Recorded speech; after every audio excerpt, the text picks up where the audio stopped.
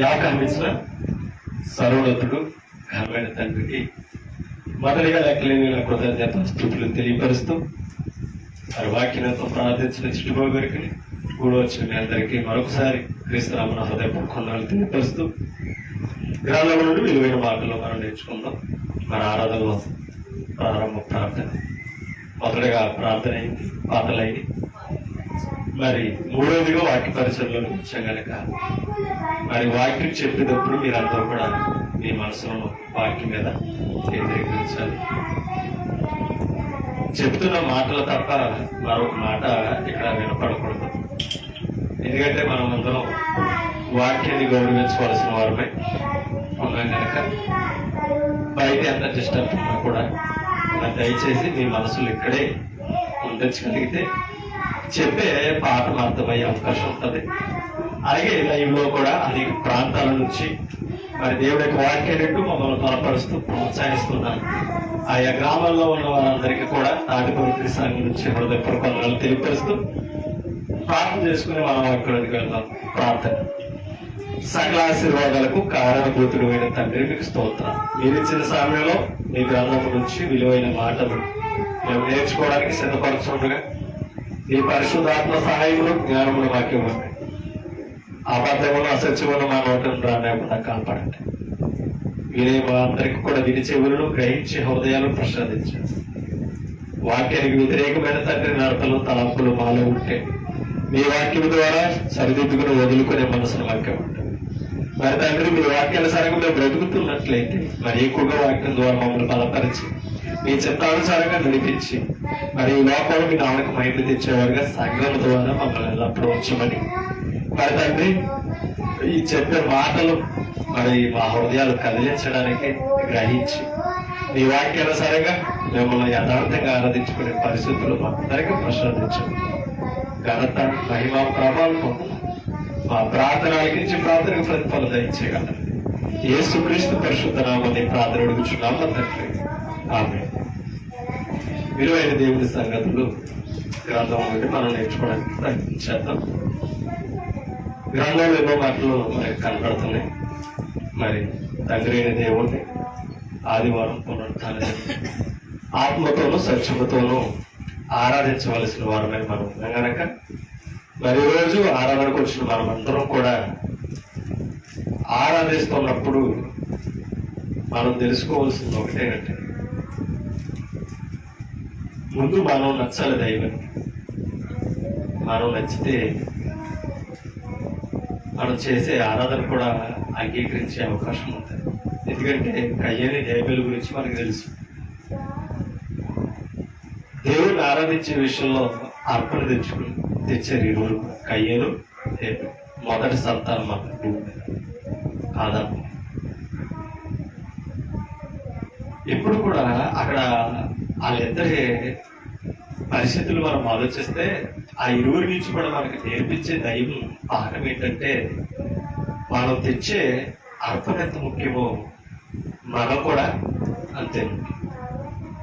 మనం నచ్చకుండా మనం చేసే ఆరాధన కానీ తెచ్చే అర్పణ కానీ అంగీకరించే అవకాశం లేదు. కయ్యను అంగీకరించకుండా హేబేలును అంగీకరించడానికి కారణాలు కూడా మనకి తెలుసు. ఎందుకంటే కయ్యేలు దేవుని హృదయానుసారంగా అర్పించలేదు. ఏ సింపుల్గా తేవాలి కదంటే తెచ్చాడు. ఇంకా చెప్పాలంటే మొదట అడిగేసింది అన్నగారే దైవం ఎదుట. ఫెయిల్యూర్ అయింది అన్నగారే, పాస్ అయింది తోడు. అవునట్టు కదట. ఎందుకని ఇచ్చే విషయంలో దైవానికి ఇచ్చినప్పుడు అక్కడ శత మనసు కనబడుతుంది. హేబేలు శ్రేష్టమైనది, క్రొవ్వినది అంతేనా పదాలు అక్కడ ఉంటా. కయ్యేరు విషయంలో అది కనపాల. మళ్ళా అక్కడ అన్నాడు హృదయంలో నొచ్చుకొని ఇచ్చాడట. ఇవ్వాలి కనుక ఇచ్చినట్టుగా కాదు, ఇవ్వాలి దైవానికి. ప్రతి విషయంలో దైవానికి శ్రేష్ట భాగం ఉండాలి అని తెలుసుకోవాల్సిన అవసరం ఉంది. మనం ఎప్పుడు కూడా దైవానికి నచ్చేటట్టుగా మనం బ్రతకడం నేర్చుకోవాలని సంఘం. మనం నచ్చకపోతే ఇప్పుడు ఒక్క విషయం చెప్తున్నాను, మీరు నచ్చకపోతే మీతో నేను మాట్లాడతానా చెప్పను ఒకసారి. నేను నచ్చకపోతే నాతో మీరు మాట్లాడగలరా? దేవునికి నచ్చకుండా మనం ఆరాధన చేస్తే ఆయన ఎలా అంగీకరిస్తాడు అంటే ఇప్పుడు దైవానికి నచ్చాలంటే మనం పరిశుద్ధులుగా ఉండాలి. ఇశ్రాయేలుతో కూడా ఇప్పుడు అదే మాట చెప్పాడు సృష్టికర్త, నేను పరిశుద్ధులు గనక. అంతే కదా, ఇప్పుడు దైవం పరిశుద్ధులైతే మరి ఆయన వెంబడించే భక్తులు కానీ కుమారులు కానీ ఎలా ఉండాలి? పరిశుద్ధులుగా ఉండాలి. ఇప్పుడు ఆయన పరిశుద్ధతను సన్మానించే వరకు కూడా మనం ఉండాలంట. ఆయన పరిశుద్ధ నామాలు మనం ఏం చేయాలి తెలుసా? సన్మానించాలి, గౌరవించాలి. గౌరవించడం అంటే ఆయన సన్నిధిలోకి వచ్చి కూర్చోవడం కాదండి, వాక్యానికి లోపడడం, వాక్య ప్రకారం ప్రవర్తించడం, గౌరవించడం. అది ఎప్పుడు మనమందరం నేర్చుకోవలసిన వారమే. మనందరం ఈ విషయం మనం తెలుసుకోవాలి. అందుకనే ఒక మాట హెబ్రీయులకు గ్రంథంలో మాట్లాడతాడు. ఆ మాట చూద్దాం, చూడండి. హెబ్రీయులకు రాసిన పత్రిక 11వ అధ్యాయంలోకి మనం వెళ్తాం. హెబ్రీయులకు రాసిన పత్రిక 11వ అధ్యాయం 6వ వచనాన్ని ఒకసారి మనం చదువుతుండగా మీరందరూ వినండి. హెబ్రీయులకు రాసిన పత్రిక 6వ అధ్యాయం 11వ అధ్యాయం 6వ వచనం. విశ్వాసము లేకుండా దేవునికి ఇష్టడై ఉండుట అసాధ్యం. ఎవరికి? దేవునికి ఇష్టడై ఉండుట ఎవరికి అసాధ్యమట? విశ్వాసికి. అంతేనా? నరుడికి అసాధ్యమైనది ఏదన్నా ఉన్నదంటే మీకేనా అర్థమవుతుందా? ఏంటంటే అది దేవుని యందు విశ్వాసం ఉంచకపోవడం.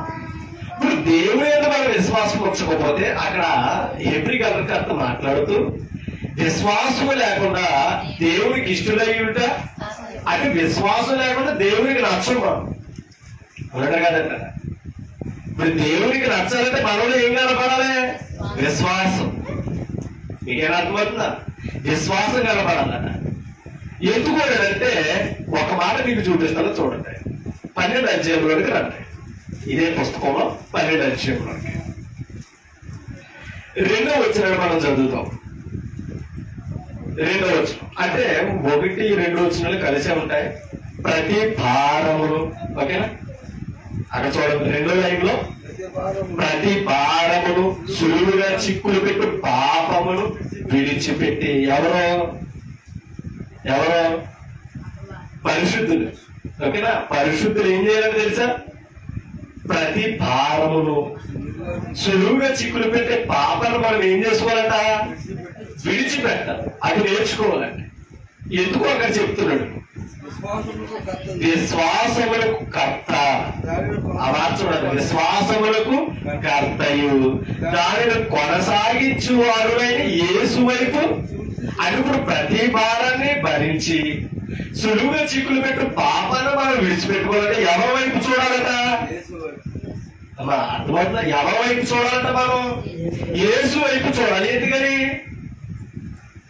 ఇప్పుడు యేసు వైపు చూడడానికి మనకి ఏం కావాలి? అది యేసు వైపు మనం చూడడానికి మనకి ఏం కావాలి? విశ్వాసం కావాలి. ఓకేనా? విశ్వాసంతో ఆయన వైపు మనకు చూడాలంట. ఒక్క విషయం, ఎందుకు విశ్వాసంతో ఆయన వైపు చూడాలి? ఇప్పుడు చదువు. ఆయన ఏమై ఉన్నాడు? విశ్వాసానికి కర్త. ఏమర్థమైందా? విశ్వాసానికి ఆయన ఏమై ఉన్నాడు? కర్త. ఇప్పుడు విశ్వాసములకు కర్తయ్యో మళ్ళీ దాన్ని కొనసాగించేవాడు కూడా ఎవరట? ఆయనే. ఏమర్థమవుతుందా? విశ్వాసాలు కొనసాగించేది కూడా మన విశ్వాసాలు కొనసాగాలంటే ఆయన ఉండాలి. ఆయన అర్థమవుతుందా? విశ్వాసానికి కర్తను మనం ముందు గురి పెట్టుకోవాలట. ఇప్పుడు విశ్వాసానికి కర్త వైపు ఎప్పుడైతే మనం చూస్తామో విశ్వాసం కొనసాగే అవకాశం ఉంది. ఇప్పుడు విశ్వాసం మనం ఎప్పుడైతే కొనసాగామో మనము దైవానికి ఎప్పుడైతే విశ్వాసం కనబడ్డాలో ఇప్పుడు 11వ మన జీవితంలో నెరవేరే అవకాశం ఉంది. 11వ చూడండి. విశ్వాసములకు చూడండి, విశ్వాసము లేకుండా దేవుడికి ఇష్టడయ్యుట ఒక విషయం. విశ్వాసం లేకుండా దేవునికి నచ్చమని అర్థమవుతుంది అక్కడ. అంతేనా? ఇష్టం కాదని అర్థమవుతుంది. ఇప్పుడు విశ్వాసం ఉంటే అంతేనా? ఇప్పుడు విశ్వాసం ఉంటే ఆయనకి ఇష్టలుగా మనం నడవగలం. ఒక్క విషయం అర్థం చేసుకుంటాం. ఇప్పుడు దేవుడికి ఇష్టలు అవ్వాలంటే ఏం చేయాలి? మనం ఏం చేస్తూ ఉంటాం? విశ్వాసంలో లోపం. ఏ పట్టుకెళ్తే దేవుడి దగ్గర గొప్ప పడిపోతామని ఆలోచిస్తాం. మనకు అర్థం కాదు. మనం తెచ్చి ఏమైనా దేవుడు వద్దని చెప్తాడా? ఓకేనా? ఇచ్చే మనలో విశ్వాసం ఉండాలి. ఓకేనా? విశ్వాసంలో ఫెయిల్యూర్ అవ్వకూడదు అనమాట. అంటే దైవం మీద నమ్మకం చేయగలిగమైనా చేయాలి. ఇక్కడ అర్థమవుతా? విశ్వాసం లేకుండా మనం ఏమి ఇచ్చినా ఆయన దృష్టికి అది విలువైనది కాదు. అర్థమవుతున్నమాట? విశ్వాసం లేకుండా మనం ఏమిచ్చినా ఆయన దృష్టికి విలువైనది. ఇప్పుడు కయ్యను ఆ విశ్వాసం లేకుండానే ఇచ్చాడు. ఓకేనా? ఇంకా చెప్పాలంటే 9 గంటల ముందు తెచ్చాడు. ఇంకా చెప్పాలంటే దైవానికి అర్పణ ఇవ్వాలనేది కూడా ప్రారంభం కూడా అక్కడే. అవునా కదా? అంతకు ముందు ఎవరు ఇవ్వడానికి లేరు. కయ్యేరు ఏమి. ఇప్పుడు మొదటగా తెచ్చింది ఆయనే, ఇవ్వాలనేది ఆయనే. ఇప్పుడు కయ్యని ఇవ్వక ముందు పైకొచ్చినది ఎక్కడైనా నాకు అర్పణ తేడానికి అడిగాడు. అక్కడ 1వ అధ్యాయంలో సృష్టి కనబడుతుంది. 2వ అధ్యాయంలో సృష్టి నిర్మాణము. సృష్టి నిర్మాణంలో మానవుడి కొరకు, ఓకేనా, దేవుడు విశ్రామించడం, మానవుని కొరకు స్త్రీని నిర్మించడం కనబడుతుంది. 3వ అధ్యాయం వచ్చినట్టుగా పాపం. ఓకేనా? దేవుని ఎదుట ఆదామావులు పాపం చేయడు, దేవుని సన్నిధి నుంచి గెలివేయబడడం 3వ అధ్యాయంలో కనబడుతుంది. 4వ అధ్యాయం వచ్చినప్పటికి కయ్యేను హేబేలు మొదటి సంతానం దేవుడు ఇవ్వడం అనేది జరిగింది. ఈ మొదటి సంతానం ఇచ్చిన వెంటనే ఇప్పుడు కయ్యేను సేద్యపరిచాడు, వ్యవసాయదారుడు. హేబేలు గొర్రెల కాపరి. ఓకేనా? అక్కడ మాటలు సమయం లేక నేను చూపిస్తా. ఆదివారం 4వ అధ్యాయం ఇంటికి చదువుతాయి. వారిద్దరూ ఒకళ్ళేమో గొర్రెలు కాపరి, ఒకళ్ళేమో పొలములు సేద్యపరిచేవాడు. ఇప్పుడు సేద్యపరిచిన దాంట్లో నుంచి శ్రేష్టమైన ఫలాలు కూడా తెచ్చాడు అన్నగారు. ఓకేనా? కానీ దేవుని మనసు గెలవలేకపోయాడు. కారణం ఏంటంటే హృదయపూర్వకంగా ఇవ్వలేదు. అక్కడ అనేది కనపడదు. అన్నగారిని చూసి హేబేలు బయలుదేరి దేవుడికి మళ్ళా అర్పణ ఇవ్వడానికి. ఇప్పుడు ఆయన సేద్యపరిచేవాడు కదా, వ్యవసాయుడు కాబట్టి ఫలాలు అడుకోవచ్చు. ఈయన గొర్రెల కాపరి కనుక మందలు ఎత్తుకునేవాడు కనుక గొర్రెల్లో నుంచి శ్రేష్టమైనది మొదటిది. ఇంకా చెప్పండి, తొలి చూలుడిది. ఓకేనా? అక్కడ మాట్లాడింది అదే, తొలి చూలుడిది, క్రొవ్వుడిది. ఎప్పుడు కూడా ఏంటండి, మొదటగా పుట్టినది బలంగా ఉంటుందట. మీకేనా అర్థమవుతుందా? శ్రేష్టమైనదిగా ఉంటుందట. మనం ఎప్పుడు అర్థం చేసుకోవాలి. అందుకనే తొలిచూలుడు వెతుకొచ్చాడట. తొలిచులు వాటిలో కూడా క్రొవ్విడిది. ఆ మాటలో కూడా దేవుడు లెక్కించాడట. అందుకని కయ్యను దేవుడు మనసు తెలుసుకోగలిగాడు. హేబేలు. ఇది ఒక విషయం. దేవుని మనసు అక్కడ గెలవకపోవడం కాదుగా, మరలా దేవుడు పెంచుకున్న వాడి మీద కోపం పెంచుకున్నాడు అన్నగారు. మరలా మీకేనంతమంది తమ్ముడి మీద తన అర్పణను లక్ష్య పెట్టలేదని దేవుని మీద మొఖం చెనగుచ్చుకుని ఆ ఘనత పొందిన వాడి మీద కోపం ఉంచుకున్నాడు. ఎవరు? కయ్యేను. ఆ కోపం ఉన్నదని చెప్పిన తర్వాత మనకి తెలియదు. బయట అర్థమవుతుందా? చంపిన తర్వాత మనకు అర్థమవుతుంది. అంటే ఇప్పుడు ఆయన హృదయంలో ఎంత కక్ష ఉందో. ఇప్పుడు దేవుని మీద కక్ష ఎవరి మీద తీర్చుకున్నాడో అర్థమవుతున్న మాట. తమ్ముడి మీద తీర్చుకున్నాడు. ఒక విషయం, తమ్ముడి మీద తీర్చుకున్నాడు కదా, ఏమంటే దైవం ఎంటర్ అయిపోయి, దేవుడు ఎంటర్ అయిపోయి, కయ్యేను నీవెక్కడ, నీ తమ్ముడైన హేబేలు ఎక్కడ ఆయన అడిగితే ఏం చెప్పాలి? అర్థం దేవుడు అడిగారు కానీ ఏం చెప్పాలి తెలియదని మరొక మాట మాట్లాడు. ఏమన్నాడు ఆయన? నా తమ్ముడికి నేను కావాలి వాడునా. అతిశయమండి. నా తమ్ముడిని కాపలా పెట్టి నన్ను అడుగుతున్న వాడిని దైవం మీద ఎంత రెక్లెస్ గా మాట్లాడాడు తెలుసా? వాళ్ళ పరిస్థితులు అయ్యేది. వాళ్ళ కుటుంబాల్లో కూడా ఉన్నారు. నీ భార్య ఏదంటే నేను వస్తా సరిపోదా? అన్నట్టు కదట, నేను వచ్చాను సరిపోదా? ఆయన కూడా అంటాడు, ఆవిడ వస్తుంది కదలేండి అంటాడు ఆయన. అవునట కదండి. అంటే మీరు ఎప్పుడు వస్తారంటే ఆవిడ వస్తుంది కదండి అన్నది. అలాగే ఇప్పుడు ఆవిడ వస్తే ఇది రావక్కర్లేదనే కదా ఆయన దృష్టి అర్థం. ఎప్పుడు కూడా మనం అర్థం చేసుకోవాలండి, దైవం ముందు ఎవరి భక్తి వాళ్ళదే, దైవం ముందు ఎవరి ఆశీర్వాదం వాళ్ళదే. అది ఎప్పుడు మనం తెలుసుకోవాలి. నేను తిన్నాను, నా భార్య కొడుకుని వెళుతుందా? ఏమైనా అర్థమవుతుందా? ఏకసర్యాలు కదా, మొదటి కదా, వారిద్దరు ఏకమై ఉన్నారన్నారు కదా. మరి నేను తిన్నప్పుడు వీడికి వెళ్ళాలి కదా. దాన్ని బట్టి మనం అర్థం చేసుకోవాలి, ఎవరి కొడుకు ఎలా నింపుకోవాలో, ఎవరి ఆత్మను రక్షించుకోవాల్సిన బాధ్యత అనేది. ఎవరి బాధ్యతతో వారు భక్తి చేయవలసిన అవసరత కూడా ప్రతి ఒక్కరి మీద ఉందంటే మనం తెలుసుకోవాలి. ఆవిడ వస్తే నేను రాను, నేను వస్తున్నాను, ఆవిడ రావట్లా, కానీ మా ఇద్దరం వస్తున్నాం, పిల్లలు రాకపోయినా పర్లేదు అని మనం అనుకోకూడదండి. ఎవరు వస్తే వారు ఆశీర్వదించబడతారు. యెహోషువ గురించి మనకి తెలుసు. ఇశ్రాయేలు అందరూ దేవుణ్ణి ఆరాధించడానికి రావడం లేదు, తెలుసా? ఇంకా ఇశ్రాయేలు అనుకుంటున్నారంట యోర్దాను దాటాక ఏమని, యెహోవాను సేవించడం కీడు అనుకుంటున్నారంట. ఎందుకని? విగ్రహ ఆరాధన అలవాటైంది దానికి. మీకు అర్థమవుతుందా? వారికి విగ్రహ ఆరాధన అలవాటైంది.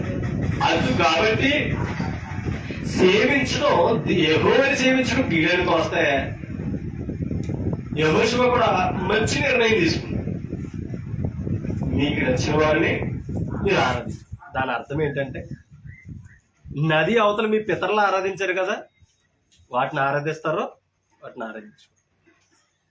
లేదు, అద్దరిని మీ దేవతలను మీరు పూజిస్తున్నారు కదా, అస్తరోతు దేవతలను, వాటిని ఆరాధించుకుంటారో సేవించుకుంటారో సేవించుకుంటారు.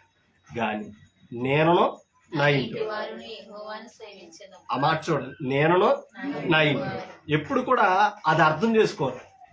నేనున్నాను సాలుడు అనుకోకూడదు, నా వెనకాల నా కుటుంబం రావాలి. అవునంటారు కదంటారా? ఉదాహరణ చెప్తున్నా, ఎలక్షన్ అవుతుంది, అవునా? మనకు అర్థమయ్యేపోయి ఉంటుంది. నాతో పాటు ఆవిడకు కూడా ఓటర్ రావాలంటే ఏం చేయాలి? గుర్తింపు సంపాదించాలి ముందు, అంతేనంటారా? ఓటర్ లిస్టులో ఎక్కించాలి. ఎక్కిస్తే నాతో పాటు ఆవిడ కూడా ఏమొస్తుంది? 2 అయినాయి. ఇప్పుడు మన బిడ్డలు కూడా 18 సంవత్సరాలు దాటారు అనుకో, ఏం చేస్తాం? అవునంటారు కదా, పోనీ మనిషికి 1000 ఇస్తున్నారు, 2 ఏళ్ళు వచ్చినాయి, ఇంకో 2 ఏళ్ళు రావాలంటే ఏం చేయాలి? వాళ్ళిద్దరికి వయసు ఉంది కనుక ఎక్కించాలి, అంతేనంటారా? డబ్బు కోసమో దేనికోసం తర్వాత విషయం, ముందు ఓటు వేయాలి. వాళ్ళు ఇచ్చే బహుమానం మనం పొందాలంటే ఇప్పుడు ఏం చేయాలి? దాంట్లో లెక్కించాలి, అవునంటారు కదంటారా? ఇంకో విషయం ఏంటంటే, లెక్కించడంలో డబ్బులు ఇచ్చిపుచ్చుకోవడం కాదు, నువ్వు బ్రతుకున్నావో నువ్వు అక్కడ ఉన్నావు అనేది గుర్తింపు, అంతేనంటారా? వాటర్ లిస్టులో లేకపోతే గుర్తింపు ఉండదండి, తెలుసా? అందుకనే ఓటేసే హక్కు వచ్చేటప్పుడు ఓటు సంపాదించేసుకోవాలి, లేకపోతే నీకు విలువ ఉండదు. ఆధార్ కార్డు లేకపోతే నువ్వు ఎలా ఉండవో, గుర్తింపు లేకపోవడానికి నువ్వు ఎంత వయసు వచ్చినా ఏ స్థితి వచ్చినా ఓటు వేయడానికి హక్కు లేదు. నీకేనా అర్థమవుతుందా? ఇప్పుడు వీళ్ళిద్దరితో పాటు బిడ్డలకు కూడా రావాలంటే వాళ్ళిద్దరిని కూడా ఏం చేయాలి? అందుకనే కదా ఎప్పుడు వస్తుందో 18వ సంవత్సరం, ఎప్పుడు వస్తుందో 18వ సంవత్సరం చూస్తున్నాం. రాగానే ఏం చేస్తున్నాం? ఎక్కిస్తున్నాం కదా. ఎందుకని? ఒకప్పుడు మనం ఎక్కించాలి, ఇప్పుడు మనం ఎక్కించకపోయినా వాళ్ళే బాధ్యత తీసుకున్నారు ఇంటికి వచ్చేసి. ఎందుకని? 3 రోజులు వస్తాయి, అవునండి కదండి. ఇప్పుడు దీని బట్టి ఒక విషయం అర్థం చేసుకోవాలి, అక్కడ వచ్చినప్పటికి నా కుటుంబం అంతా ఉండాలనుకుంటున్నా కదా, అవునండి కదండి. ఇంకా చెప్పాలంటే పిల్లలు పుట్టగానే ఆధార్ కార్డు పుట్టించేసి రేషన్ కార్డులు ఎక్కిస్తున్నా కదా 5 కేజీలు బియ్యం కోసం. మీరే కదా, నేనైనంతే, అవునంటే కదండి. ప్రభుత్వం ఇచ్చే లాభాలు లబ్ధి మనం పొందాలంటే ఏం చేయాలి? అర్హతను సంపాదించాలి.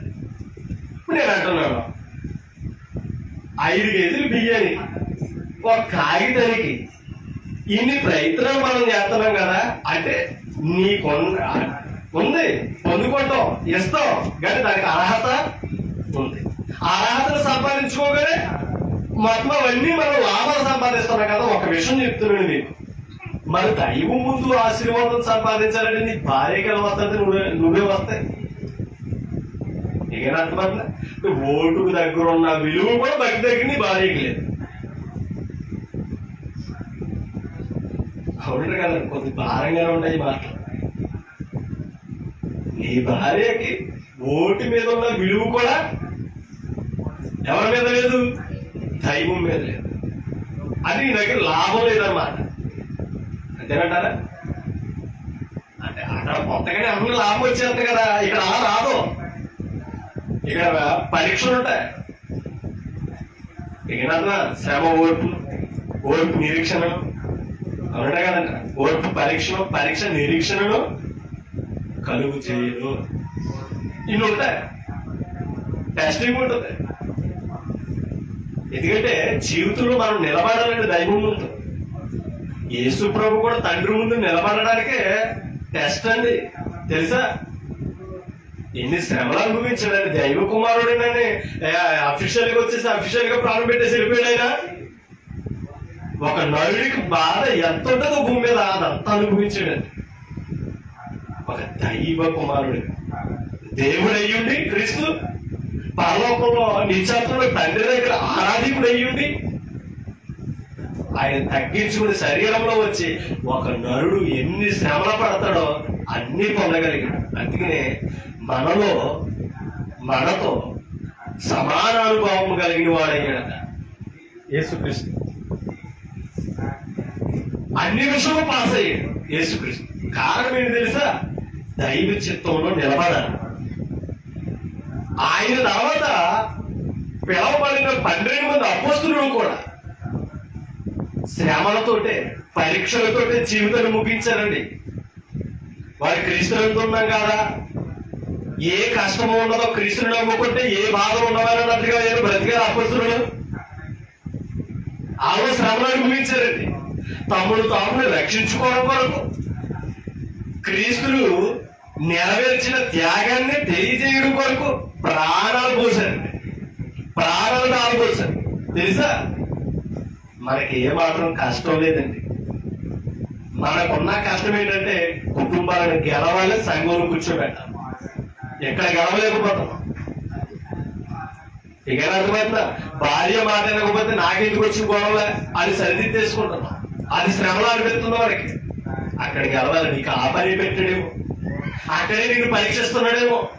ఒకవేళ నీ పెద్దలు మాట్లాడతారా నీ భార్యను బట్టి అక్కడే నీకు పరీక్షిస్తున్నాడేమో. నీకు అప్పగించిన పరీక్ష శ్రమ అదేనేమో. గెలువు బిడ్డల దగ్గర తండ్రిగా గెలుతలేదా కుటుంబంలో? అలా ప్రేమను పొందుకోవడానికి వాళ్ళకి ఇష్టమైనది నువ్వు త్యాగం చేస్తలేదా? అమర్చి పెడతలేదా? దైవం దగ్గర కూడా వారిని గెలవడానికి ప్రయత్నం చేయి. దైవాశీర్వాదాలకు వారిని కారకులు చేయి. ప్రయాసపడాలంటే, శ్రమ పడాలంటే, నేర్చుకోవాలంటే మనం. అందుకనే విశ్వాసం అనేది ఒక నరుడికి చాలా ప్రాముఖ్యమైనది. ఎందుకంటే విశ్వాసం అనేది యేసుక్రీస్తు ద్వారా కలుగుతుంది. ఇక అర్థమవుతుందా? విశ్వాసం అనేది యేసుక్రీస్తు ద్వారా కలుగుతుంది. అందుకని యేసుక్రీస్తుని నమ్మాలి. క్రీస్తుని నమ్మకుండా మనకి విశ్వాసం రాదు. మరొకటి, విశ్వాసం ద్వారా నీతిమంతులుగా కూడా తెచ్చుకోవద్దనమాట. ఒక మాట రోమిలకు రాసిన పత్రిక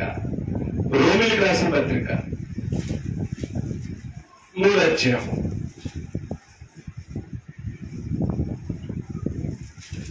తీసారు. రోమిలకు రాసిన పత్రిక 3వ అధ్యాయం 22వ వచనం చదువుతాం.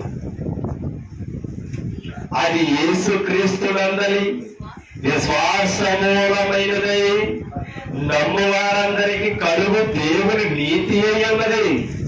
అది ఇప్పుడు విశ్వాసం ద్వారా దేవుని ముందు ఏమవుతున్నాం మనం చెప్పాలి.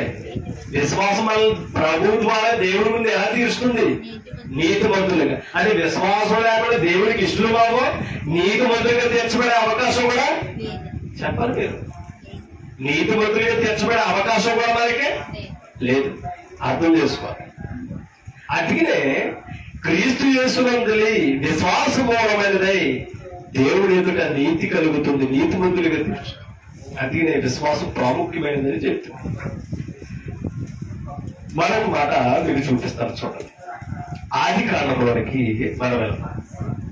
ఆది కాండం మాట్లాడు 15వ అధ్యాయం. ఆది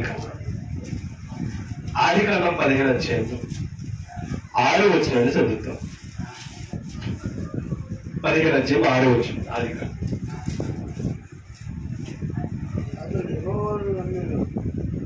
ఆ మాటలు చూడండి. అతడు యెహోవాను నమ్మెను, ఆయన అది అతనికి నీతిగా. ఎవరతడు? అబ్రహాం.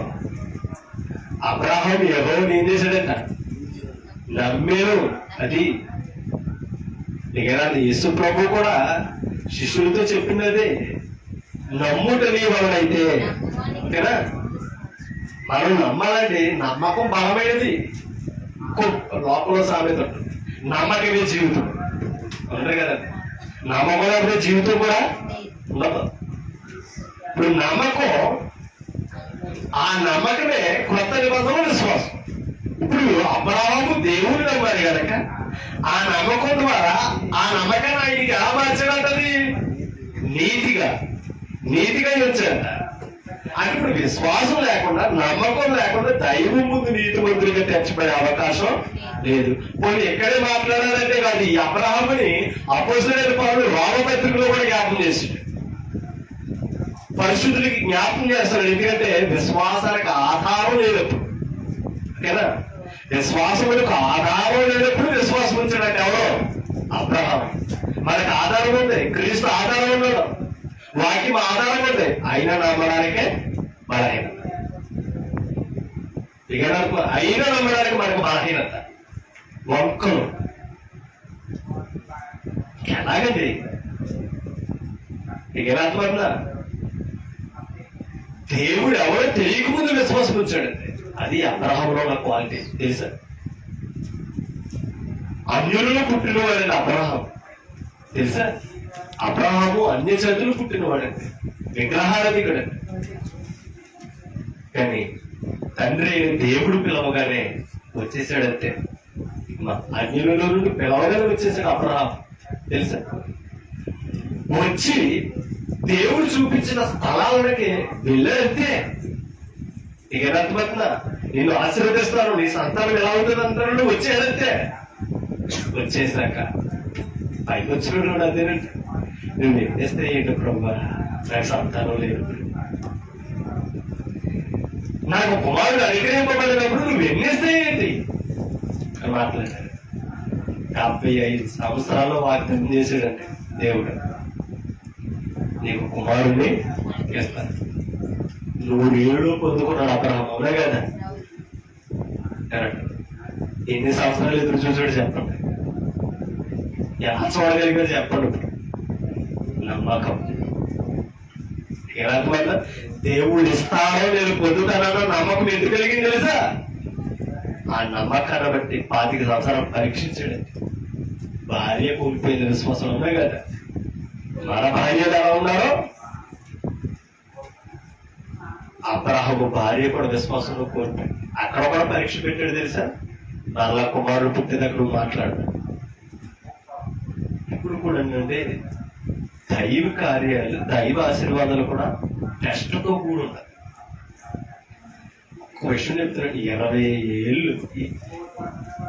ఏళ్ళ రూపాయల జాబ్ పొందాలంటే ఎన్ని టెస్ట్లు పాస్ అవ్వాల్సి వస్తుంది అమ్మా? అవునా?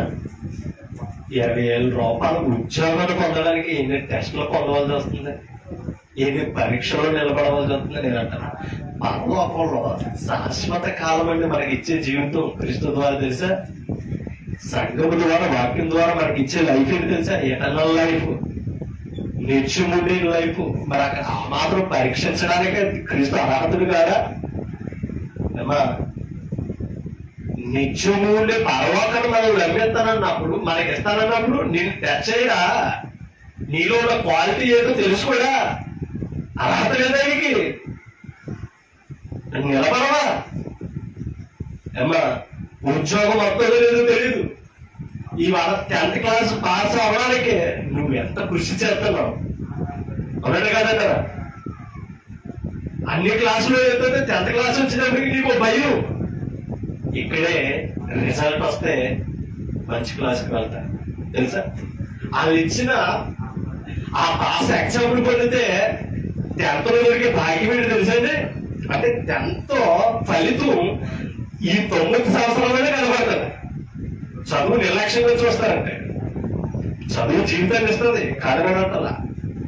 10th లో వారు కోరుకున్న ఫలితం విజయుడికి వస్తే ఫ్రీ సీట్ వచ్చేస్తుంది, అవునా కదా? కాలేజీలో చెప్పండి మీరు. అలా కోరుకున్న రిజల్ట్ నువ్వు పొందగలిగితే, ఆ క్వాలిటీ నీలో ఉంటే ఉచితంగా చదివించేస్తారు అన్నిటికి పెట్టి. మళ్ళీ ఇంకో ఆ ఉచితంగా చదివిస్తానన్నా తీసుకెళ్ళి మళ్ళీ నీకు ఉద్యోగం ఇచ్చినా కూడా భరోసా అవునే తెలుసా?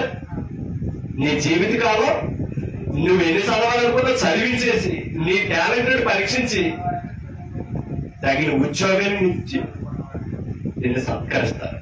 అదండి కాలేజీల ద్వారా దొరికే భాగ్యం, అవునా కాదు? మరి వాళ్ళ సంఘంలో మనం నిలబడకపోతే ఇంకోటి చెప్పరా అమ్మా, ఇవాళ సంఘం మనకి విద్యను నేర్పించింది తెలుసా?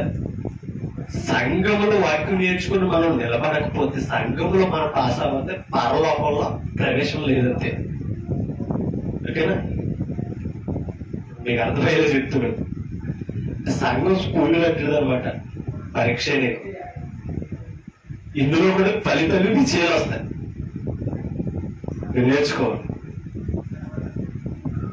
ఇప్పుడు ఉద్యోగం వచ్చే లైఫ్ ఏది తెలుసా?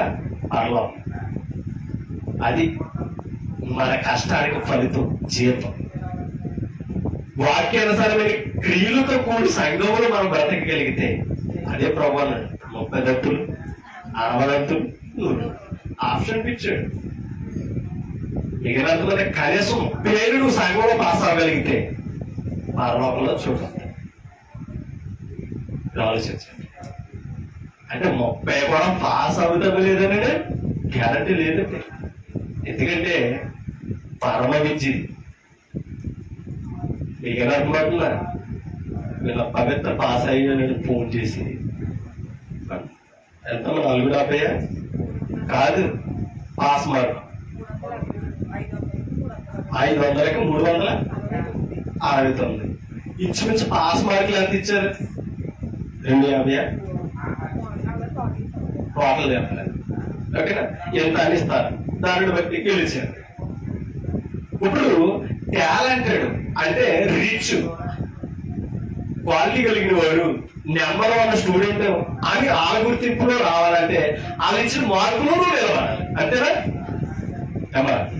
లేదు కొద్దిగా సామర్థ్యం అంటే తన సామర్థ్యం గెలిచాడు అనిపించుకునేది ఏదో మార్కు, కనీసం పాస్ మార్క్ అనమాట.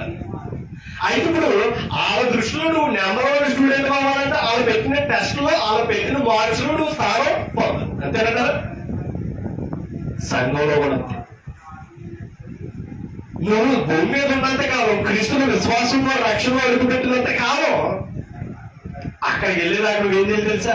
క్రీస్తు యేసును మనకి కలిగిన మనసులో కలిగి ఉండడానికి ప్రయత్నం చేయడమే. ఇంకా చెప్పాలంటే క్రీస్తు స్వారూప్యతలో మనం సమానత్వ స్వారూప్యత పొందడం వరకు ప్రయాసపడవలసిన వారిమే మనందరం కూడా తెలుసుకోవాలని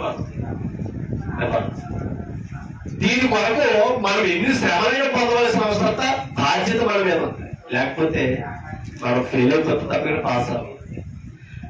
విశ్వాసం కూడా ఇవాళ ప్రభు ఎదుట మనల్ని నిలబెట్టడానికి చూపించేదని, మనల్ని నిలబెట్టడానికే, ప్రభు స్థానంలో మనల్ని యోగ్యంగా ఉంచడానికే విశ్వాసం అనేది ప్రాముఖ్యం. ఒక విషయం, విశ్వాసంలో మనం ఫెయిల్యూర్ అయిపోవడానికి కారణం ఏంటి తెలుసా? రోమపత్రిక 10:17 మనకు అంతత వాక్యం. రోమపత్రిక 10:17 కాగా వినుట వలన, అంతేనా? 10:17 కాగా వినుట వలన ఏమింటే విశ్వాసం కలుగుతుంది. అక్కడ చెప్పు క్రీస్తుని కూర్చున్న, అంతేనా? అర్థమవుతుందా? క్రీస్తుని కూర్చున్న మాటల వలన ఏం కలుగుతుందట? అంటూ క్రీస్తుని కూర్చున్న మాటలేవి? అంతేనంటారా? క్రీస్తుని కూర్చున్న మాటలేవి? క్రీస్తుని గురించి చెప్పేదేది వాక్యం కాదా? అని ఇప్పుడు ఏం వినాలి? ఇప్పుడు వాక్యం అంటే మనకి ఏం కలుగుతుంది? విశ్వాసంలో బలహీనుడు అయిపోవడానికి కారణం ఏంటి ఇప్పుడు చెప్పండి. అంతేనంటారా? వాక్యం వినకే విశ్వాసంలో బలహీనుడు అయిపోతాం. అంటే ఇప్పుడు సంఘానికి ఎందుకు రావాలి తెలుసా? ఒక పరిశుద్ధుడు, ఒక నరుడు సంఘానికి ఎందుకు రావాలి తెలుసా? విశ్వాసాన్ని కలిగించే ప్రక్రియ సంఘంలో దొరుకుతుంది. అంటే అర్థం ఏంటి తెలుసా? వాక్యం సంఘంలో తప్పగా సంఘం వెలుపల లేదండి. వాక్యం మీకేనర్థమవుతుందా? అంటే విశ్వాసములో బలపరిచేది సంఘం తప్ప లోకం కాదండి. మీరు అర్థం చేసుకోవాలి. ఇప్పుడు సంఘము మనం బలపడాలంటే సంఘంలో మనకి ఏమన్నా తెలుసా? వాక్యం. సంఘానికి వచ్చి వెళ్ళిపోవడం కాదట, వాక్యం వినాలి. వాక్యం విని రాసుకోవాలండి. మా క్రీస్తు సంఘంలో మాకు ప్రత్యేకత ఏమి తెలుసా? ప్రతి పాఠాన్ని రాసుకుంటాం తెలుసా? బైబిల్తో పాటు కీర్తనలు బుక్తో పాటు ఏముంటారు తెలుసా? ప్రతి క్రీస్తు సంఘ సభ్యుడి దగ్గర, సువార్థికుల దగ్గర నోట్ బుక్, పెన్ ఉంటుంది కంపల్సరీ. వారికి బాధ్యత కలిగిన క్రైస్తవులు ఈ వారం పాఠాన్ని సేవకులు చెప్పారంటే లెక్కించేయాలన్నమాట. ఈ ఆదివారం ఏం చెప్పారంటే ఒకవేళ మర్చిపోవచ్చు, నువ్వు పనిలో ఉంటాయి. సాయంత్రం ఇంటికి చెప్తానని నోట్స్ తరిగేసుకో. చదువుకున్నాం, పాఠం టక చెప్పచ్చు. ఎందుకని? ఆధారం ఉంది కనుక.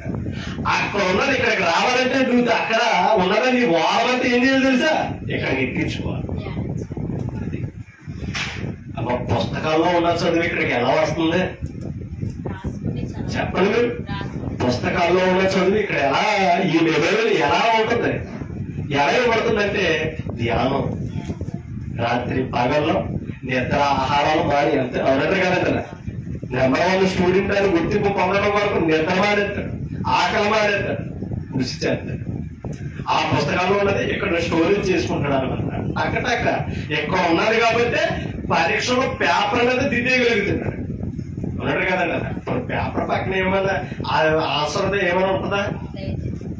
ఆన్సర్ ఇచ్చారు, క్వశ్చన్ ఉంటుందా? క్వశ్చన్ ఎక్కడ ఉండాలి నీకు? అక్కడ ఎక్కాలంటే. ఓకేనా? బైబిల్ చేతిలో ఉంటే కాదండి, హృదయాల్లో ఉండాలి. అందుకనే పౌలు అంటాడు, మా పత్రికలు మీ హృదయాల మీద రాయబడ్డది. కొత్త నిబంధన వాక్యం ఎక్కడ ఉండాలని తెలుసా? హృదయాల మీద. మరి పాత నిబంధన ఎక్కడ రాశాడు? అవునంటే కదండి. 2 రాత్రి పలకల మీద రాశాడు పాత నిబంధన. క్రొత్త నిబంధన ఎక్కడ రాశాడంటే తెలుసా? మెత్తని హృదయాలనే పలకల మీద రాశాడట పరిశుద్ధాత్ముడు. సిరాతో, మీకేం అర్థమవుతుందా? కలముతో. ఎప్పుడు కూడా హృదయాల మీద వాక్యం ఉంటేనే మన విశ్వాసాన్ని, మన పవిత్రతను కాపాడుకోమని. వాక్యం బైబిల్లోనే ఉండి మనం విన్న పాఠం బుక్లోనే ఉంటే మనల్ని మనం కాపాడుకునే భద్రత మనకి ఎప్పటికీ రాదు. ఇక్కడ ఉన్నప్పుడు కాపాడుకుంటాం తెలుసా? ఇక్కడ ఉండాలి, హృదయాల మీద ఉండాలి. హృదయాల మీద ఎప్పుడైతే ఉందో మనల్ని మనం కాపాడుకునే భద్రత మనలో ఎప్పుడు ఉంటుంది తెలుసా? ఎందుకంటే వాక్యం మనల్ని కాపాడేదండి. పాపము నుంచి, లోకము నుంచి, అపవాదు నుంచి మనల్ని కాపాడేది వాక్యం ఒకటే. వాక్యం తప్ప మరొక దాని నుంచి మనల్ని కాపాడుకునే భద్రత మనకు లేదు. ఒకవేళ లోకంలో కొన్ని నియమాలను పాటించి, నిబంధనలను పాటించి, కొన్ని ఆహార పద్ధతులను మనం పాటించి రోగాల నుంచి కాపాడుకోగలిగేమో, అంతేనంటారా? వ్యాధుల నుంచి కాపాడుకోగలిగేమో, పాపము నుంచి, మరణం నుంచి కాపాడుకునే భద్రత మన దగ్గర లేదు, వాక్యం దగ్గర. మీకు అర్థమవుతుందా? పాపము నుంచి, మరణం నుంచి కాపాడేది వాక్యం ఒకటే. ఏది కాపాడు? ఆ వాక్యం కొరకు మన తపన ఎంత ఉంది, ఆ వాక్యం కొరకు మన ఆతృత ఎంత ఉంది, ఆ వాక్యం కొరకు మన విశ్వాస బాధ్యత ఎంత ఉంది తెలుసుకోవలసిన అవసరత మనందరి మీద. ఎందుకంటే ఇవాళ ఆ వాక్యానికి చోటెవకి, ఆ వాక్యానికి చోటెవకి మనం అవిశ్వాసులుగా మారిపోతాం. ఇక అర్థమవుతుంది, అవిశ్వాసులుగా మారిపోతాం. కారణం ఏంటి తెలుసండి? లోకస్వార్థులకు రండి, లోకస్వార్థులకు రండి. 12 అధ్యాయం లోకస్వార్థ, 12 అధ్యాయం లోకస్వార్థ తీసారా?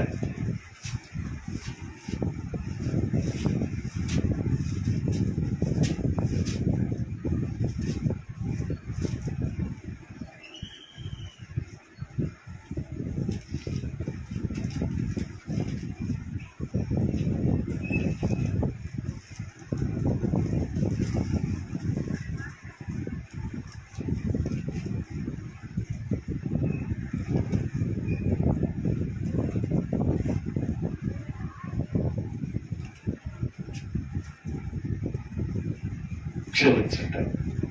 8వ అధ్యాయం 12వ వచనం.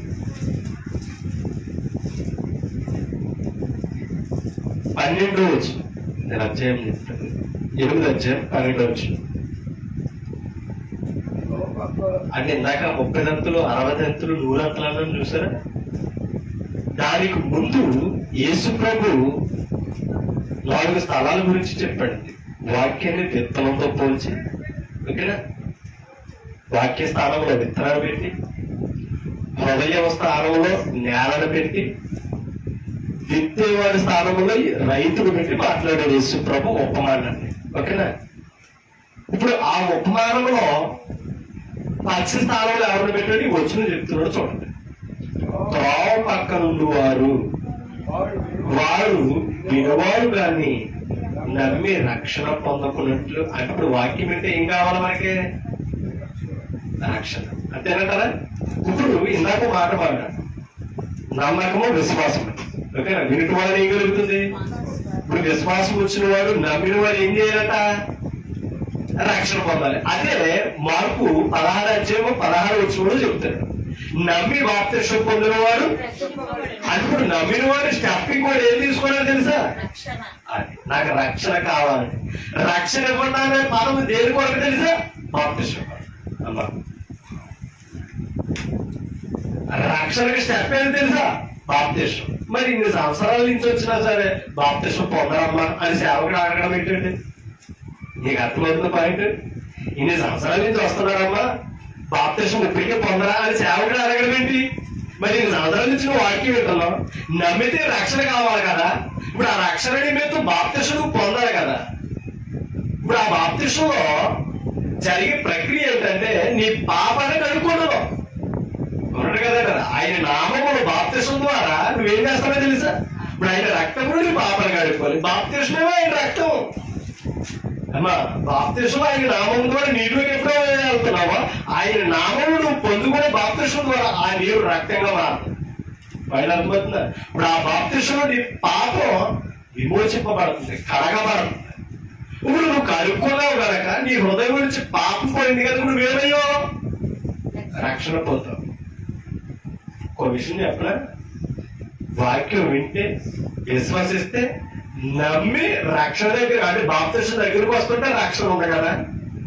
అపవాది చేసే ఇక్కడ బలమైన కార్యం అక్కడ ఒకటి చెప్తున్నాడు చూడండి, మీకు చూపిస్తాను. త్రోవ ప్రక్క నుండి వారు వినువారు కానీ నమ్మి రక్షణ పొందకూడనట్లు అపవాది వచ్చి వారి హృదయములో నుండి వాక్యం ఎత్తుకొని పోవు. ఇప్పుడు వాక్యం ఎక్కడ పడాలి? ఓకేనా? హృదయములో. వాక్యం హృదయములో పడుతుంటే ఈ హృదయములో విత్తబడిన వాక్యం పట్ల మనం నిర్లక్ష్యత ఉంటే ఎవరు ఎత్తుకుపోతున్నారట? ఇప్పుడు త్రోవ పక్కన వారు ఎవరంటే అనుకున్నారు? వింటారు, విశ్వసించరు. ఓకేనా? అది త్రోవ పక్కన ఉండేవారు.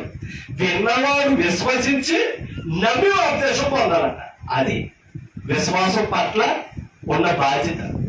నువ్వు ఎక్కడ విశ్వసించి నమ్మి బాప్తిస్మం పొంది రక్షణ వైపు చేస్తావని నీ నిర్లక్ష్యతలో ఉండగానే వాక్యం హృదయంలో విత్తబడగానే అపవాదు వచ్చి విత్తబడిన వాక్యం ఏం చేస్తాడంట? పక్షులు ఎలా ఎత్తుకుపోతాయో. అవునా? త్రోవ పక్కన ఉన్నాయి కొన్ని విత్తనాలు, త్రోవ పక్కన ఉన్నాయంట. పైన చెప్పాడు అమ్మా, పక్షులు ఎత్తుకుపోయాడంట. ఎందుకని? త్రోవ పక్కన ఉన్నాయి. మరి దారిలో పడి తొక్కేస్తారో లేదంటే పక్షులు తింటారు. మరి అది సేద్యపరిచిన నేలలో పడితే ఫలించి మొలకెత్తి ఫలాలకి సిద్ధమవుతుంది. కొరటే కదండి, రైతుకు ఉపయోగపడుతుంది. అలాగే అమ్మా, క్రీస్తు వాక్యాన్ని విశ్వాసాలకు కర్త అయిన క్రీస్తులో మనం పరచగలిగితే అది ఆయన యేసు ప్రభు అదే చెప్పుడు యోహాను, నేను నిజమైన నా తండ్రి. ఇప్పుడు నాలో అంటే కట్టబడాలి. అది మంచి నేలను పడిన విత్తనం ఏంటంటే ఆయనలో అంటు కట్టబడడం అంటే సంఘము నుండి దినదినము వాక్యానుసారంగా బ్రతకడమే నుండి అంటు కట్టబడడం. ఇప్పుడు వాక్యంతో ఉంటే ఫలాలు వస్తాయి. ఏ ఫలాలు? ద్రాక్ష పుల్ల. అదేనా గలతీ పత్రిక 5:5 చెప్పింది, ఆత్మ ఫలాలు ఏమనగా అని మాట్లాడారు. ఇప్పుడు ఆ ఫలాలన్నీ కూడా మనలో ఏమవ్వాలి తెలుసా? మొలకెత్తాలి. ప్రేమ అనే ఫలం, విశ్వాసం అనే ఫలం, అవునంటే కదండి. దయాలత్వం, దీర్ఘశాంతి ఇచ్చాడని ఫలాలు. ఇన్ని సంవత్సరాల నుంచి వచ్చిన 5 చెట్ల ఫలాల్లో ఒకటి కనపడడం చాలా కష్టం మన విశ్వాసం జీవితంలో. కారణం ఏంటి తెలుసా? విశ్వాసులుగా చాలా మీరు అవుతున్నాం కాబట్టి వాక్య ప్రకారంగా మన ప్రవర్తన ఉందో లేదో సరి చేసుకుంటాం. సరి చేసుకోవడానికి సంఘానికి కంటిన్యూగా వస్తాయి కదండి. సంఘానికి కంటిన్యూగా రావాలండి. సంఘం మనం భద్రపరిచేది కేంద్రం తెలుసా? మన పరిశుద్ధతలో భద్రపరిచేది సంఘం. సంఘానికి తప్ప పవిత్రతలో నుండి కాపాడే అవకాశం మరొకటికి లేదు. అందుకనే క్రీస్తు వెళ్ళిపోతూ సంఘాన్ని స్థాపించి వెళ్ళాడు తెలుసా? ఈ లోకంలో ఒక పరిశుద్ధునికి భద్రత ఉన్నది సంఘమే. లోకంలో భద్రత లేదు. ఒక్క విషయం చెప్తాను, ఒక్క విషయం. ఇప్పుడు ఒక పిండము, ఆ బేబీ సురక్షితంగా ఎదగాలంటే ఏం కావాలి? గర్భం కావాలి. అవునా? అవునా? ఒక పిండం గర్భంలోనే సురక్షిత భద్రత. పైన అర్థమైందా? ఆ బేబీ బ్రతకడానికి మరలా ఉమ్ము నీరు కూడా చాలా అవసరం. అవునా? 9 నెలలు ఆ నీటిలో ఎలా ఊపిరితో బ్రతికాడంటే బేబీ. అర్థమవుతుందా? 9 నెలలు నీటిలో ఎలా బ్రతికించగలిగాడు? ముక్కు మూసుకుని బకెట్లో తలకాయ అన్నప్పుడు బ్రతకగలమే మనం అర్థం చేసుకుంటాం. అంటే ఆ శిశువు బ్రతకడానికి ఆ గర్భంలో ఆ నీరు అవసరం. ఒక విషయం. ఇప్పుడు సంఘం గర్భంగా తీసుకుంటాం. ఓకేనా? అందుకే లోపల కూడా ఒక పదాలండి, గర్భగుడి. ఓకేనా? దేవాలయాలు మనం ఎక్కడ గర్భగుడి, గర్భాలయం. గర్భాలయం అంటే అర్థం ఏంటి? గర్భగుడి అంటే అర్థం ఏంటి? దేవుడే ఉన్న స్థానం గర్భాలయం. ఓకేనా? పూజారి గారు ప్రజలు వెళ్ళేదేమో ఆవరణం. ఓకేనా? ఇది పాత నిబంధనలో మనకు కనబడుతుంది. ఓకేనా? గర్భాలయం అనగానే దేవుడే ఉంది. ఆ దేవుడి స్థానంలో యాజకుడు ఉండేది గర్భాలయం. ఆ యాజకుడి స్థానంలో ఈ రోజు పూజారులు ఉన్నాయి. ఓకేనా?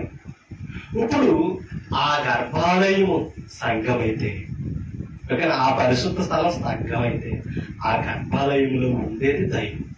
ఓకేనా? ఇంకా చెప్పాలంటే పాత నిబంధనలు లోకంలో గర్భాలయంలో విశ్వాసం రాగలుగుతారా? సంఘముల గర్భాలయంలో ఒక విశ్వాసం బ్రతికే అవకాశం ఇచ్చాడు. ఎందుకు తెలుసా? యాజక ధర్మాన్ని యేసు ప్రభు వచ్చి మార్చాడు. ఎందుకు ఈ విషయం చెప్తున్నానంటే మీరు ఆలోచించాలి. ఇప్పుడు గర్భం శిశువుకు భద్రత అనడం, అవునే కదా అమ్మా? అర్థమవుతుందా? ఇప్పుడు ఈ గర్భాలయంలో విశ్వాసకి భద్రత ఏది తెలుసా? గర్భాలయం. మనము క్రీస్తులు పుట్టిన మనం సంఘములో ఎదగాలి, లోపంలో కాదు. ఓకేనా? ఒక విషయం. ఇప్పుడు తల్లి గర్భంలో ఉన్నంత వరకు తల్లి గర్భం భద్రత. తల్లి నుంచి బయటకు వచ్చిన తర్వాత భద్రత ఏది? తల్లి ఒడి. బడి కాదు, అవునా కాదు? ఏది భద్రత? తల్లి ఒడి. తల్లి ఒడిలోనే ఉంటే సురక్షితంగా ఉంటాడు, ప్రమాదాన్ని కోల్పోవడం. అవునా కదా? అయితే మెల్లిమెల్లిగా ఎదిగి నాకు వచ్చి, అవునంటే కదండి, పాకే వ్యక్తి నిలబడే వ్యక్తిగా నడకు వచ్చినప్పటికి ఏమనుకుంటారు తెలుసా? ఇంకా ఎన్నాళ్ళు చేతిలో ఉండాలి నేను. అవునా కదా? ఇంకా ఎన్నాళ్ళు చేతిలో ఉండాలి. అందుకనే కాళ్ళతో తన్నేసి చేతులతో గెంటేస్తూ ఉంటాడు తల్లి చేతులు. ఎందుకని? వదిలితే నేను వెళ్ళిపోతాను, నువ్వు వదిలితే నేను కిందకి దిగుతాను. తల్లి భయం ఏంటి? వదిలితే నీకు ప్రమాదం. అది మనకు కూడా ఎంతసేపు సంఘంలో ఉండాలి. వాక్యంలో ఎంతకాలని మనకు ఉంటుంది. దేవుడి భద్రత ఏం తెలుసా? వాక్యాన్ని దాటి వెళ్ళిపోతే అపవాది చేతుల్లో పడిపోతామని ఆయన పని. మిగిలిన అర్థమవుతుంది. అందుకని సంఘంలో బ్రతుకు, సంఘంలో ఇంకా అన్నాడు తెలుసా, సంఘాన్ని దాటితే అపవాదం ఉన్నాడు, సంఘంలో లేడు. మిగిలిన అర్థమవుతుంది. సంఘం వెలుగు అపవాదం ఉన్నాడు. లోకం చీకట్లోకి వెళ్ళిపోతావు, కనపడదు నీకు, మృత్యువుకు జారిపోతామని క్రీస్తు బాధ. అందుకనే సంఘాన్ని భార్యగా పోల్చాడండి. ఇప్పుడు ఈ భార్య ఒడిలో ఉండాలి, నువ్వు ఈ బాధ్యతలో నువ్వు ఉండాలి. సంఘాన్ని దాటి వెళ్తే ప్రమాదం. ఇప్పుడు ఒక విషయం, వాక్యం విన్నాడో హృదయంలో విత్తబడ్డది, దాని పట్ల బాధ్యత లేక కదా అపవాదం వచ్చేది, ఎత్తుకుపోవడానికి అవకాశం దొరికింది, అవునే కదా. ఒక్క విషయం చెప్తున్నాడు, వాక్యం చెప్తాను. రేపు వచ్చే ఆదివారం ఏ మాట అని చెప్పారంటే ఏమో అనాట. ఇప్పుడు అడిగితే చెప్పేస్తారు, ఇప్పుడే చెప్పాను కాబట్టి. వచ్చే ఆదివారం అడిగితే గట్టిగా అది పక్కోవాలి చూస్తాం, అవునంటే కదండి. అది అడిగేందుకు మనకి ఎలా ఉంటుందంటే, నలుగురు నిన్నే అడుగుతున్నాడు, నీకు తెలియదామంటా కదా, చెప్పు, నీకు కూడా తెలియదండి అన్నట్టుగా పక్కన ఎందుకు చూస్తాం. విన్నా బయటికి వెళ్ళాక విడిచిపెట్టేసాం. మన కుటుంబ బాధ్యతలు, ఒత్తుల్లో, కష్టాలు దేని వదిలేసుకున్నాం. పడుకొని లేచిన తర్వాత మర్చిపోయినాడు, పనికి వెళ్తా మారేస్తున్నామే. ప్రతిరోజు ఎవరైనా జ్ఞాపం చేస్తున్నారా? కొన్ని ఇప్పుడు క్యారేజ్ లేకపోతే పంపేస్తుందా? బాధ్యత ఎవరికి ఉంది? అవునంటే కదండి, ప్రతిరోజు బాధ్యత. ఇప్పుడు ఏదో బలహీనతో వచ్చి 6 రోజులు మంచమే నుంచి లేక, కొన్ని 4 రోజులు హాస్పిటల్లో ఉన్నా, బాగుపడి ఇంటికి వచ్చిన తర్వాత మళ్ళీ క్యారేజ్ నువ్వు బయలుదేరదా? మీరు చెప్తుందా? ఎవరికి జ్ఞాపం చేయాలని? ఎవరికి జ్ఞాపం చేయాలా? నేను అంటున్నాను. మరి నీ భక్తిని ఎవరు జ్ఞాపం చేయాలండి? సంఘానికి రావాలి, వాక్యం ఎదగాలి, నీ ఆత్మను రక్షించుకోవాలని ఎవరి బాధ్యత? సంఘంలో స్వార్థకుడి బాధ్యత. నా బాధ్యత విశ్వాసులదా? మీ బాధ్యత సేవకుడిగా రాదా? ఒకవేళ బాధ్యత ఏమనంటే వాక్యం చెప్పి జాగ్రత్త పరచగలను, మీ ఇంటికి వచ్చి జాగ్రత్త పడతారా? అవునంటారు కదా. ఊరు వెళ్తే ఏం చేస్తున్నావు, ఎక్కడికి వెళ్తున్నావు, ఎక్కడ వస్తానా, నేను ఆ స్వతంత్రం నాకుందా? లేదు. మీ ఇంటికాడ ఉన్నా ఎక్కడికి వెళ్ళినా మిమ్మల్ని మీరు పేరు కొనుక్కొని కాపాడుకోవాలి. సంఘానికి వచ్చినప్పుడే స్వార్థకుడు బాధ్యత. వారం రోజులు మీరేం చేయాలి? వినే దానిని బట్టి జాగ్రత్తగా ధ్యానం చేసుకోవాలి. అందుకే దేవాలయం ధ్యానించమని చెప్పాడండి. అప్పస్తుడైన యోహాను గారు కూడా పద్మశుదేవుడు ప్రకటన గ్రంథంలో ఏమైనా తెలిసి, ఈ ప్రవచన వాక్యంలో వినువాడును, చదువువాడును, దానిని గైకొనేవాడు మరీ ధన్యుడు అని చెప్పాడు. గైకోవాలి, అర్థాలు తెలుసుకోవాలి. బైబిల్ ఎందుకు చదవాలంటే పరలోక విషయాలు తెలుసుకోవడానికి. దాని కొరకు మనం ఎంతైనా కృషి చేయాలి. ఈ విషయంలో మనం ఫెయిల్యూర్ అవ్వడం. ఓకేనా? ఒక విషయం చెప్తాను, ముగింపులోకి వెళ్తాను, ముగించాను. వాక్యం అపవాది ఎందుకు ఎత్తుకుపోతుందో తెలుసా? వాక్యం అపవాది ఎందుకు ఎత్తుకుపోతుందో తెలుసా? అపవాది నిలబడిన చోటు ఒకటే ఉన్నది, మత్తయి సువార్త కాదు. 2 రెఫరెన్స్లు చూసి నేను ముగించాను.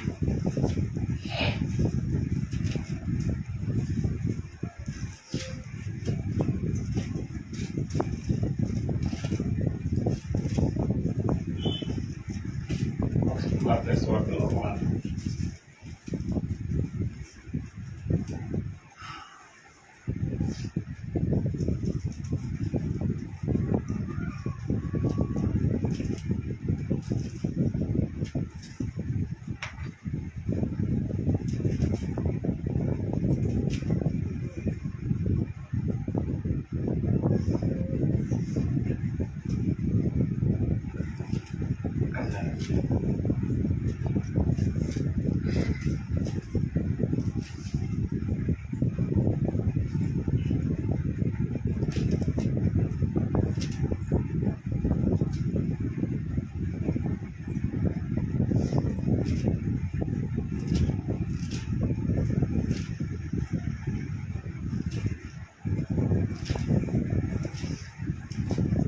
యేసు ప్రభు అపవిత్ర ఆత్మ గురించి చెప్తూ ఒక మాట అక్కడ వివరిస్తాడు. ఆ మాట మీకు చూపిస్తాను జస్ట్. ఎందుకంటే అపవాది ఒక నరుని హృదయంలో ఉండాలని ప్రతి ఒక్కరి కొరకు హృదయం కొరకు ఎదురు చూస్తున్నాడు. ఏది తెలుసా? అపవాది హృదయంలోనే ఉండాలని అపవాది కోరుకుంటాడు. కానీ ఆ హృదయంలో చోటు యేసుక్రీస్తు కూడా కోరుకుంటాడు. అంటే హృదయము యేసుక్రీస్తుకు కావాలి, అపవాదికి కావాలి. ఒకసారి మత్తయి సువార్త 16 అధ్యాయానికి రండి. 16 అధ్యాయానికి 16 అధ్యాయం తీసారా? ఒకసారి 18 వచ్చిన చదువుతాం. మనందరికీ తెలిసిన వచ్చింది. మరియు నీవు పేతురు, ఈ బండ మీద ఎవరి సంగతి? క్రీస్తు చెప్తున్నాడు ఆయన సంఘం గురించి. నా సంఘమును కట్టుదును, పాతాళ లోక ద్వారములు దేని ఎదుట అమ్మా దేని ఎదుట నిలవు? సంఘం ఎదుట ఏది నిలవదు? పాతాళ లోక ద్వారం. అంటే మనము సంఘం ముందు నిలబడేది కాదు, మనకు అర్థమవుతుంది. అందుకని సంఘంలో ఉండాలి, సంఘం భద్రతలో ఉండాలని అనుకున్నాం. చూసాను తగిలించి. ఎందుకు తెలుసా? సంఘం వెలుపల మరణం ఉంది. సంఘములో మరణం లేదు, పాతాళం కూడా నిలవదు. ఓకేనా? అందుకనే సంఘంలో ఉండాలని కోరుతున్నాడు. కింద చదువుతాం.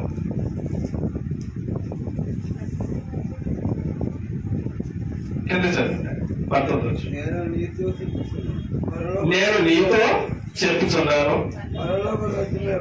పరలోక రాజ్యము యొక్క తాళపు చెవులు నీకు ఇచ్చేదను. నీవు భూలోకమందు దేనిని బంధించుదువో. అంతేనా? పేతురుతో చెప్తున్నాడు, నీవు పరలోకమందు దేనిని బంధించుదువో. అంటే భూమి మీద ఏది బంధిస్తారో అది పరలోకం ఏమవుతుంది? బంధింపబడుతుంది. అంతేనా? అంటే ఇప్పుడు పరలోకములు బంధింపబడేది ఎక్కడా? అర్థం కాదా? వచ్చు భూమి మీద పేతురు ఎవరిలో బంధిస్తున్నారో వారు పరలోకము బంధింపబడుతున్నారట. ఎందుకంటే పరలోక రాజ్యం ఆలోచన ఎవరికి ఇచ్చాడు? అమ్మా పేతురికి ఇచ్చాడు లేదా? పరలోక రాజ్యం యొక్క తాళపు చెవులు ఎవరికి ఇచ్చాడు? పేతురికి ఇచ్చాడు. నువ్వు భూమి మీద దేని విప్పుదువో అంతేనా? పరలోకం అనేది దీపబడు. అంటే పరలోక రాజ్యం తాళము పేతురు తెరిచాడు. అంటే దాని అర్థం ఏంటంటే వాక్యం. ఆ తాళం ఏదంటే వాక్యం. వాక్యమైన వారు ఇనినప్పుడు పరలోకం తెరబడుతుంది. అంటే ప్రవేశం, సంఘంలోనికి ప్రవేశం దొరుకుతుంది. ఆ వాక్యాన్ని సంఘంలోనికి ఎవరైతే ప్రవేశింపబడుతున్నారో వారు పరలోకంలో ప్రవేశిస్తున్నారు. ఓకేనా? వాక్యమేని ఎవరైతే రాకుండా భూలోకం మంది బంధింపబడుతున్నారో వారు పరలోకం మంది కూడా ఏమవుతున్నారట? బంధింపబడుతున్నారు. అందుకని దాని విషయమే చెప్పాడు. నువ్వు భూలోకము దేని విప్పుదువో అది పరలోకమందు వ్యక్తపడు. భూలోకమందు దేని బంధించువో అది పరలోకమందు బంధించబడు. దాని అర్థం ఏంటంటే ఇక్కడ సంఘంలో ఉన్న వారికి పరలోకంలో ప్రవేశం. ఓకేనా?